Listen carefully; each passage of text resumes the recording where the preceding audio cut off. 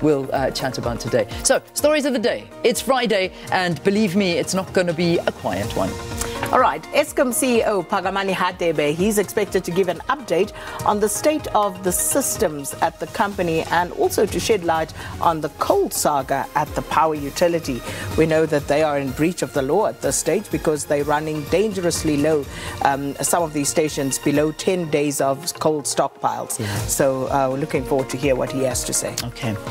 Next, interviews of the position of the National Director of Public Prosecutions continue at the Union Buildings. In fact, yesterday was quite an interesting day when we had Advocate Johnson. I think it was Andrea Johnson. She was there, and she sort of had quite a tough time there, but she held her own. She was very impressive. Unbelievably. She was, and I've been, flitting in and out of those interviews, but she actually held my attention for quite a bit there. Yeah, I thought she was impressive. Very but it's going to be interesting to see what the rest bring to the table. I enjoyed watching her. All right, the next news story to look out for. The ANC in KZN, led by NEC members William Mkhize and former President Jacob Zuma, will embark on an election campaign in Pinetown, west of Durban.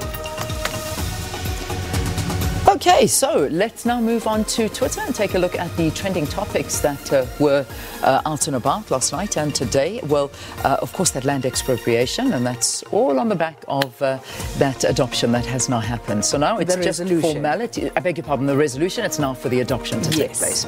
So Vincent Smith, he's coming in later on as well. So we'll have a chat about that at greater length. That's around 7:10. Excellent. So looking forward to that.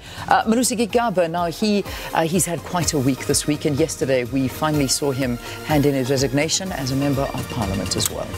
But we were expecting that. Remember when Professor Boysen and Sandile Swana, when we spoke to them earlier on in the week, we touched on this, and it was expected that the resignation would follow. So no real surprises in that, but he's now resigned as a member of Parliament as well. Exactly, and there's a lot of articles which we'll have a look at the newspaper, and I think the Citizen have quite an interesting one is Cyril's Sweet Gigaba deal. So we'll talk a little bit more about that just now. That'll be after the 6:30 news headlines. But so we don't.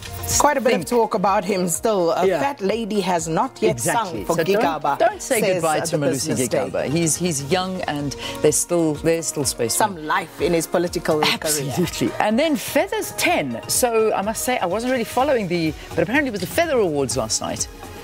Okay. They turned 10 years old.